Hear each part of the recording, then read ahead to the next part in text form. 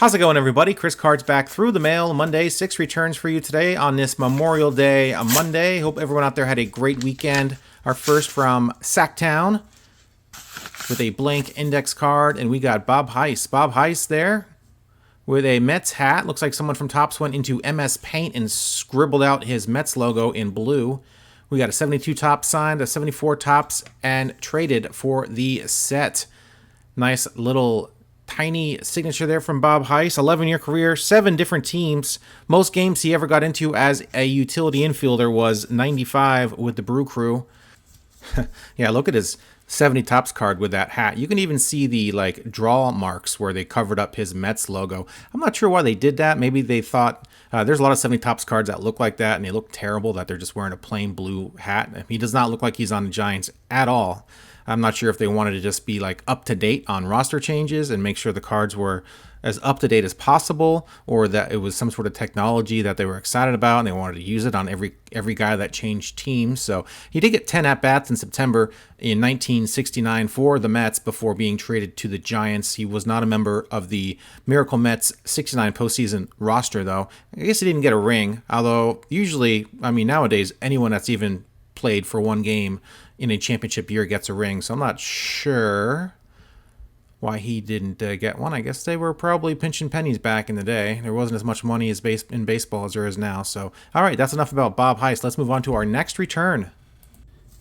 All right, my friends, this return is from Cali, Los Angeles. Upside down on my envelope, but I found it. There we go. Taped shut. We've got a signed index card of Buddy Bradford. Buddy Bradford, nice little 11-year career, just like Bob Heist, 11 years in the bigs. 10 of those years with the White Sox, 3 different stints with the White Sox, actually. So he kept bouncing around to a few other teams, but always ended up back with the White Sox, including his final year. Nicely signed card for the 74 Topps set. Awesome card there. Rookie star card. Get that signed by Bill Voss, who still signs.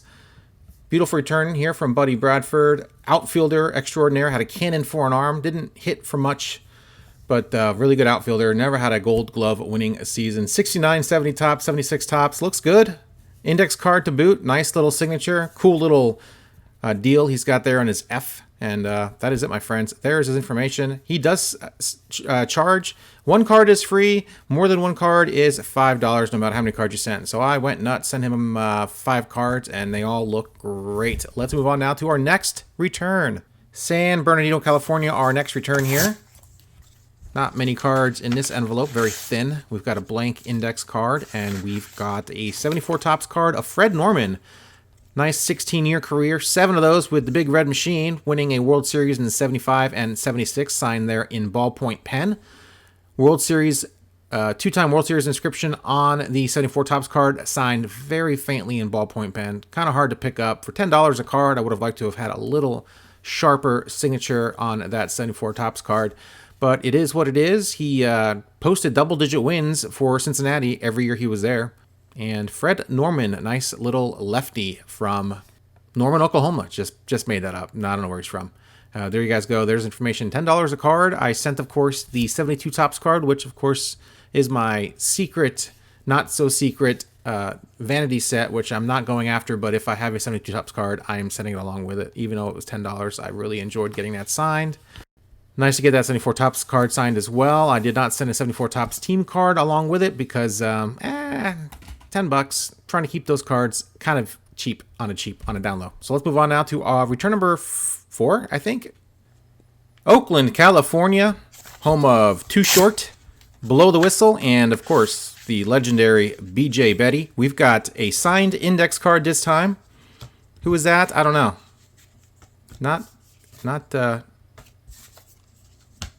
Yeah.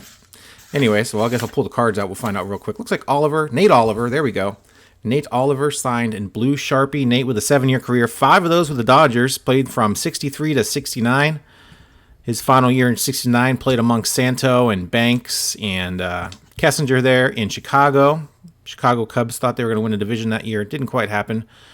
Son of former Negro League star Jim Oliver Sr., his brother Jim Jr. also played baseball. Did not make it to the big leagues. Nice return from him. Check out the spread on this card. 66 Topps to 1990 Pro cards, their manager cards there, and 24-year difference between the oldest card and the newest card. Let's move on, my friends, to our 5th return. San Diego, California, numero 5. Let's see here who we got. It's not sealed very well, but looks like the cards are still in there, so that's good. It's not sealed at all. And we've got... make some room over here real quick. We've got Randy Jones. Randy Jones, former Cy Young Award winner, 74 top, signed beautifully for the set. Awesome career, 2-time All-Star. Probably should have won the Cy Young 2 years in a row. 74 tops team card, Padres, signed for the set. Very nice. Signed it a little bit bigger than I would like it, but he's got a pretty cool signature, so I'll allow it. Have to get that signed by a few more of the Padre players from that day. And there you guys go. Randy Jones. That's right. 16-3 at the All-Star break in 1976. Ended up being 22-14 that year with a 2.74 ERA. I'm not sure how he got 14 losses, but man, he should probably have at least 30 wins that year. 25 complete games. Good grief.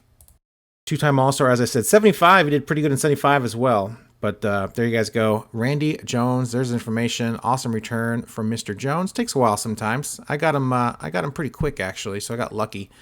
And if you guys have any suggestions on who to send out that 74 Tops team card to, let me know in the comments. Let's move on to our final return of the day.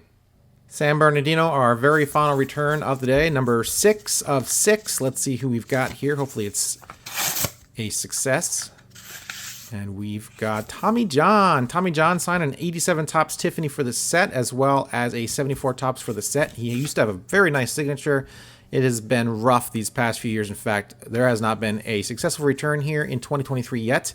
Got this last year, I do believe, just opening it now. And yeah, I like to source my own autographs. I don't like to go on eBay and just buy autographs, but I don't know if these are binder worthy or not. These are pretty rough, and for I think $20 a piece, $40 for both cards. That's tough. Maybe that's why he's not signing this year. I'm not sure. Your mileage may vary. Don't put it on me if you get some failures from Tommy John. I'm not sure if he's still signing or not. Of course, Tommy John was 13-3 in 1974 when he tore his UCL, and of course had Tommy John surgery, and it worked. I mean, they've done it for years. They've replaced the ligament in his right elbow with his left elbow, and it worked. It took him about a year and a half to recover. One of the biggest problems he had was his fingers were numb. A few of his fingers were numb, not all of them, but enough to he couldn't really grip a ball yet. So once those feeling came back in his fingers, he was good to go again. They called him the Bionic Man because they just basically put him together. Now, they've done this surgery in the past. This wasn't the first swapping of ligaments, but usually it was done with the hands or the wrist, not the elbow. So pretty good little gamble by Tommy John. If he did not get this surgery, he was done with baseball and he was going to go work at a used car lot with his buddy. So came back and pitched 26 total years in the bigs, 4-time All-Star, played mainly with the Dodgers, Yankees, and of course with the White Sox. Awesome return from Tommy John. That is it for Through the Mail Monday number 227, like the TV show. Back in the day, back in the late 80s, I do believe. Maybe the early 90s. No, I think it was the late 80s. I don't know. It doesn't matter. I digress. So that's it. Awesome weekend. Weather was great here in Oregon. Hope everyone out there had a great weekend as well and didn't have to work today. And that is it, my friends. Through the Mail Monday. Put it in the books. Thanks for joining me. Hit that subscribe button. I do this every single week. Would love to have you along for the ride. And, of course, hit the like button. Comment down below. Do whatever you want to do. No pressure from me. Just going to say it no matter what. Just sort of cadence right now. Cadence as in more of a habit than anything else. Just sort of don't know what to say, so I just say that. That's it. That's all I got to say. Might as well just stop the video since I've run out of words.